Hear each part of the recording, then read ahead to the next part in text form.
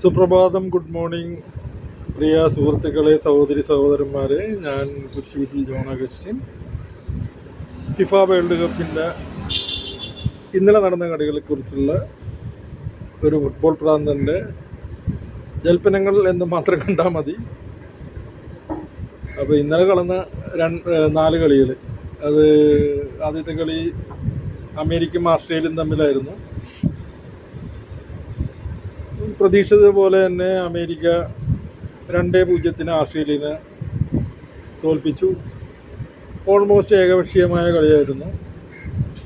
Australia തുർക്കിനെ തോൽപ്പിക്കാനെടുത്ത ഒരു സെറ്റപ്പൊന്നും നമ്മൾ അതിൻ്റെ അകത്ത് കണ്ടില്ല.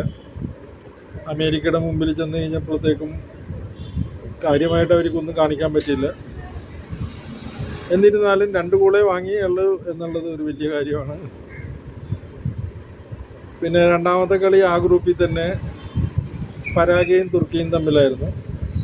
പരാഗ്വേയുടെ ഒരാളെ റെഡ് കാർഡ് കിട്ടി പുറത്താക്കിയിട്ടും 10 പേരെ കൊണ്ട് കളിച്ച് അവർ 1-0 തുർക്കിനെ തോൽപ്പിച്ചു. അപ്പോൾ ഗ്രൂപ്പ് ഡിയിലെ സിറ്റുവേഷൻ എന്ന് പറഞ്ഞു കഴിഞ്ഞിട്ടുണ്ടെങ്കിൽ തുർക്കി ഇപ്പോൾ ആദ്യത്തെ 2 കളിയും തോറ്റു. പരാഗ്വേയും ആസ്ട്രേലിയയും ഒരേ കളി ജയിച്ചിട്ടുണ്ട്. അമേരിക്ക 2 കളിയും ജയിച്ച് ഗ്രൂപ്പിൽ ടോപ്പായിട്ട് നിൽക്കണേന്. അതിൽ അമേരിക്ക പരാഗ്വേനെ തോൽപ്പിച്ചിട്ടുണ്ട്, ഇന്ന് ആസ്ട്രേലിയനെ തോൽപ്പിച്ചു. ഇനി അവർ തുർക്കിയായിട്ടാണ് കളിക്കാനുള്ള. തുർക്കിയാണെങ്കിൽ പരാഗ്വേനോടും തോറ്റു, ആസ്ട്രേലിയനോടും തോറ്റു. ഏതായാലും തുർക്കിയുടെ കാര്യം ഏതാണ്ട് ഒരു തീരുമാനമായി. 1-ാം സ്ഥാനം USA ആണ്.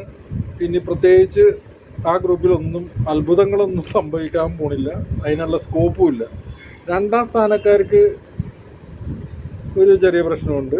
അടുത്ത കളി അമേരിക്ക ടർക്കിയും കൂടി തമ്മിലാണ്. അതിൽ അമേരിക്ക ഈ രീതിയിൽ കളിക്കണമെങ്കിൽ ദയനീയമായി തോക്കും. ടർക്കി എന്ന് പറഞ്ഞു കഴിഞ്ഞിട്ടുണ്ടെങ്കിൽ കളി തുടങ്ങുന്നതിന് മുമ്പ്, വേൾഡ് കപ്പ് പന്ത് തട്ടാൻ തുടങ്ങുന്നതിന് മുമ്പ് അവർ ആ ഗ്രൂപ്പിൽ ഏറ്റവും മുന്നിൽ കണ്ടിരുന്ന ഒരു ടീമാണ്. അവരുടെ ഫുട്ബോൾ കളിയും ഫുട്ബോൾ ചരിത്രവും വേൾഡ് കപ്പ് ചരിത്രമൊക്കെ നോക്കിക്കഴിഞ്ഞാൽ ക്വാർട്ടർ ഫൈനൽ വരെയൊക്കെ കളിച്ച ടീമാണ്. ചിലപ്പോൾ 1-ാം സ്ഥാനം വരെ ആ ഗ്രൂപ്പിൽ നിന്ന് അവർക്ക് കിട്ടാൻ സാധ്യതയൊക്കെ പ്രവചിച്ചിരുന്നു. പക്ഷേ ആസ്ട്രേലിയനോട് തോറ്റപ്പോൾ തന്നെ അത് പോയി. ഇന്ന് പരാഗ്വേയും കൂടി തോൽപ്പിച്ച് കഴിഞ്ഞപ്പോൾ ഏതാണ്ട് തീരുമാനമായി. ഇനി ഒരു കളിയുള്ളത് അത് അമേരിക്ക ആയിട്ടാണ്. ആ ടർക്കി എന്ന് പറഞ്ഞ കൺട്രിയുടെ ഫുട്ബോൾ പ്ലേയേഴ്സൊക്കെ ഫേമസ് ആണ്. ലോകത്തുള്ള എല്ലാ പ്രമുഖ ലീഗുകളിലും കളിക്കാരാണ് അവർ. എന്നിട്ട് എന്തുകൊണ്ട് ഇങ്ങനെ കളിക്കണമെന്ന് ചോദിച്ചാൽ അവർക്ക് എന്തോ പറ്റിയിട്ടുണ്ട്.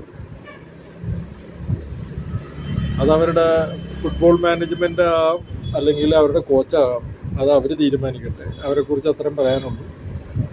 അമേരിക്ക ആ ഗ്രൂപ്പിൽ എന്താ പറയണ, ആധിപത്യം പുലർത്തിക്കൊണ്ട് അവരുടെ മുന്നിൽ ആരുമില്ല, ആ രീതിയിൽ വളരെ ശക്തമായിട്ട് മുന്നോട്ട് പോകണേ. അത് നോക്കൗട്ട് സ്റ്റേജിൽ എന്താവുമെന്ന് കണ്ടറിയാം.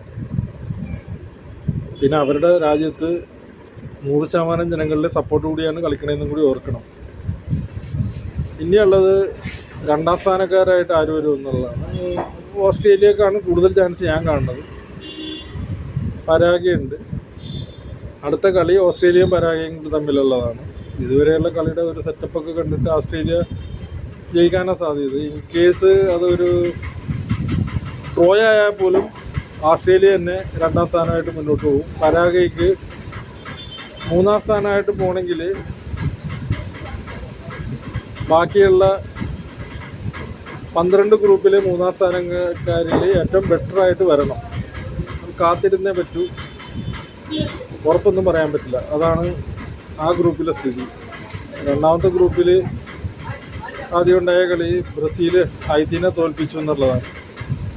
3 ഗോളിന് ഹൈത്തിനെ ഏകപക്ഷീയമായി തോൽപ്പിച്ചു. കളി മുഴുവൻ കണ്ടതാണ്. ആ കളിയുടെ പ്രത്യേകത എന്ന് പറഞ്ഞാൽ ആദ്യത്തെ 45 മിനിറ്റ് ഫസ്റ്റ് ഹാഫിൽ ബ്രസീൽ നന്നായിട്ട് കളിച്ചു. പഴയ ബ്രസീലിൻ്റെ ഒരു നേലൊക്കെ അതിൻ്റെ അത് കാണാൻ പറ്റി. നന്നായിട്ട് കളിച്ചു. 45 മിനിറ്റിൽ തന്നെ 3 ഗോളടിച്ചു. ആ 45 മിനിറ്റ് ബ്രസീലിന് തന്നെയായിരുന്നു ആധിപത്യം, അതിലൊന്നും ഒരു സംശയമില്ല. പക്ഷേ സെക്കൻഡ് ഹാഫിൽ വന്നു കഴിഞ്ഞിട്ട് 1 ഗോൾ പോലും അടിക്കാൻ പറ്റില്ല. ആദ്യത്തെ കളിയിൽ അവർ തുർക്കിയായിട്ട് കിടന്ന് വിഷമിച്ച പോലെ, തുർക്കിയല്ല, ആദ്യത്തെ കളിയിൽ മൊറോക്കോ ആയിട്ട് വിഷമിച്ച പോലെ പന്ത് കിട്ടണുണ്ടായിരുന്നില്ല. കിട്ടുന്ന പന്ത് മിസ്പാസ് ചെയ്യുന്നു, പാസൊന്നും കണക്ട് ചെയ്യാൻ പറ്റുന്നില്ല, ബോളൊന്നും കൺട്രോൾ ചെയ്യാൻ പറ്റുന്നില്ല, ബോൾ പൊസിഷൻ കുറവായിരുന്നു. പൊസിഷൻ ഫുട്ബോളാണ് അവർ കളിക്കുന്നത്. ഈ രീതിയിൽ ബ്രസീൽ മുന്നോട്ട് പോയി കഴിഞ്ഞിട്ടുണ്ടെങ്കിൽ നോക്കൗട്ടിലൊക്കെ എത്തുമായിരിക്കും. പക്ഷേ മുന്നോട്ടൊക്കെ പോയി മാക്സിമം ഒരു ക്വാർട്ടർ ഫൈനലിൽ ഏതെങ്കിലും ഒരു നല്ല ടീമിൻ്റെ മുമ്പിൽ അടിവേറെ പറയാനാണ് സാധ്യത. അവരുടെ ബ്രസീലിൻ്റെ ഒരു തനതായ കളിയുണ്ട്, അതല്ല അവരിപ്പോൾ കളിക്കണത്, അല്ലെങ്കിൽ അവരെ കൊണ്ട് കളിപ്പിക്കണത് എന്നാണ് എൻ്റെ വിശ്വാസം. മൊറോക്കോ ആയിട്ടുള്ള കളിയിൽ കുറേ പ്രത്യേകിച്ച് കുറച്ച് കളിക്കാരെയൊക്കെ ഇറക്കിയില്ലെന്ന് പറഞ്ഞ ആൾക്കാർ കംപ്ലൈൻറ്റ് ചെയ്തായിരുന്നു. അവരൊക്കെ ഇന്ന് ഇറക്കി. എഡ്രിക്കൊക്കെ ഇറങ്ങി അപ്പം തന്നെ ഒരു ഗോളടിച്ചു.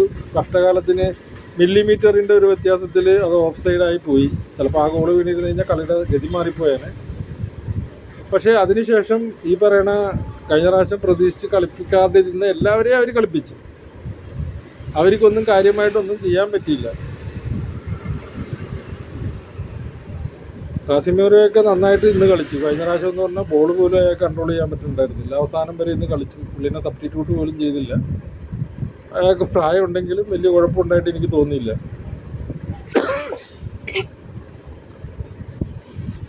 വിനീഷ്യസും ഒക്കെ ഗോളൊക്കെ അടിച്ചു. പക്ഷേ ഈ പറയണ പോലെ സെക്കൻഡ് ഹാഫ്, അതായത് മൊറോക്കോ ആയിട്ടുള്ള കളി പോലെ ആയിട്ടാണ് എനിക്ക് തോന്നിയത്.